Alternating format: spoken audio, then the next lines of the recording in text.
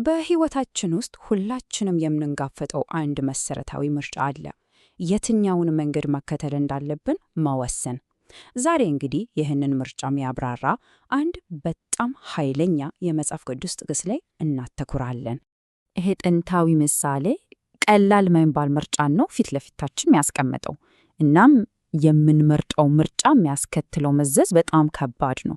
በሕይወታችን ውስጥ በሁለት ተለያዩ መሪዎች መካከል የምናደርገው ምርጫ ነው ማለት ነው። እንግዲህ ይህ ምሳሌ እንድንጠይቅ የሚያስገድደን ዋና ጥያቄ ይሄ ነው። መሪያችን ማን ይሆናል? የራሳችን ስሜትና ልብ ወይስ ከኛ ከፍ ያለ ጥበብ? እስኪ እያንዳንዱን መንገድ ምን እንደሚመስል እንመርምር። ይህን ጥቅስ ስናይ እንዲሁ የተለመደ አባባል እንዳይመስለን፣ በጣም ጥልቅ ነገር ነው ያለው። ይልቁንም ፍጹም የተለያየ መዳረሻ ያላቸው የሁለት ተለያዩ መንገዶች ምሳሌ ነው። አንደኛው ወደ ጥፋት የሚወስድ፣ ሌላኛው ደግሞ ወደ መዳን የሚያደርስ። በመጀመሪያው መንገድ እንጀምር። እሺ፣ እስኪ መጀመሪያ ምሳሌው የሰነፍ መንገድ ብሎ የሚቀረውን እንመርምር። ይሄ በገዛ ልብ የመታመን መንገድ ነው። ይህ ለምን አደገኛ እንደሆነና መጨረሻው ወዴት ሊመራ እንደሚችል እንመለከታለን። እና በልብ መታመን ሲል ምን ማለቱ ነው? በቀላሉ ሲገለጽ ስሜቶቻችን እና ውስጥን የሆነው ግንዛቤያችን ሁሌም ትክክል ላይሆኑ ይችላሉ። ነገር ግን እነሱን እንደ መጨረሻ እና ብቸኛ መመሪያ አድርጎ መውሰድ ማለት ነው። በመጽሐፍ ቅዱስ ውስጥ የዚህ ማስጠንቀቂያ ሕያው ምሳሌ የሆነ ሰው አለ። የመጀመሪያው የእስራኤል ንጉሥ የነበረው ሳኦል። የእሱ ታሪክ ለዚህ ነገር ግሩም ማሳያ ነው። የሳኦልን አሳዛኝ ጉዞ ስንመለከት በቃ በሶስት ግልጽ ደረጃዎች ውስጥ ነው ያለፈው። መጀመሪያው መለኮታዊ ትእዛዝ መጣለት። እሱ ግን በፍርሃቱና በኩራቱ ተመርጦ የራሱን ልብ ሰማ። ይህ ምርጫውም በቀጥታ ወደ ውድቀት እና መንግስቱን ወደ ማጣት መርቶታል። ስለዚህ ምርጫው በጣም ግልጽ ነው ማለት ነው። በራስ ስሜት ላይ የተመሰረተው መንገድ ምንጩ ራስ ነው፣ መመሪያው ስሜት ነው፣ ውጤቱም ጥፋት ነው። በመለኮታዊ መመሪያ ላይ የተመሰረተው መንገድ ግን ምንጩ እግዚአብሔር ነው፣ መመሪያው ቃሉ ነው፣ ውጤቱም ደግሞ መዳን ነው። እሺ፣ አሁን ከመጀመሪያው መንገድ ፍጹም ወደ ተቃራኒው እንሸጋገር። ይኸውም በጥበብ የሚሄድ መንገድ ነው።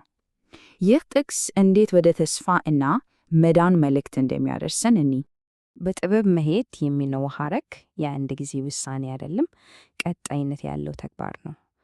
በየዕለቱ መለኮታዊ እውነትን መፈለግ እና በውሳኔዎቻችን ሁሉ ተግባራዊ የማድረግ የሕይወት ዘይቤ ነው። የሳኦልን መንገድ ካየን፣ አሁን ደግሞ የጥበብን መንገድ በሕይወቱ ያሳየንን ሰው እንመልከት።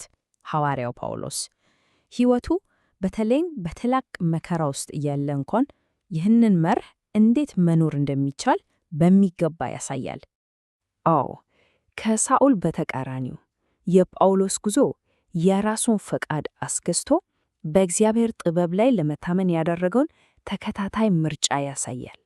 ይህ እምነቱም ሊታሰቡ በማይቻሉ ፈተናዎች እንደ እስራትና የመርከብ መሰበር ባሉ መከራዎች ውስጥ አሳልፎ ወደ መጨረሻው መንፈሳዊ መዳን መርቶታል።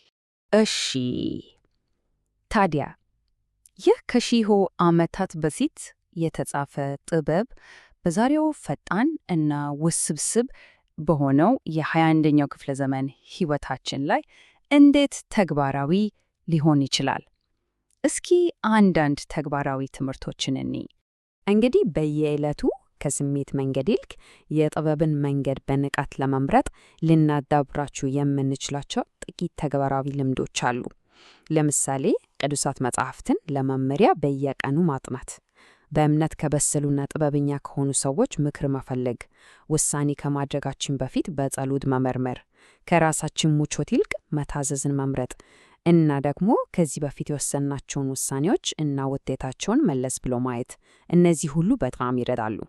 ይህንን ውይይት ስንደመድም እስኪ የተማርናቸውን ትምህርቶች ወደ ልባችን ወስደን በግላዊ ቁርጠኝነት እና ጸሎት እንጨርስ። ሰማያዊ አባታችን፣ በሚሳሳተው በገዛ ልባችን እንዳንታመን ትሕትና ንስጠን። እርምጃዎቻችንን በመለኮታዊ ጥበብህ ምራ፣ በሕይወት መንገድ ምራን፣ ከሞኝነትም አድነን። ባንተ ድህነትንና ዓላማን እናገኝ ዘንድ አሜን። ስለዚህ ልንይዘው የሚገባን የመጨረሻው የተስፋ ቃል ይህ ነው። ምንም እንኳን የልብ መንገድ ቀላል ቢመስልም እውነተኛ ድህነትና መዳን የሚገኘው በጥበብ መንገድ ላይ ብቻ ነው።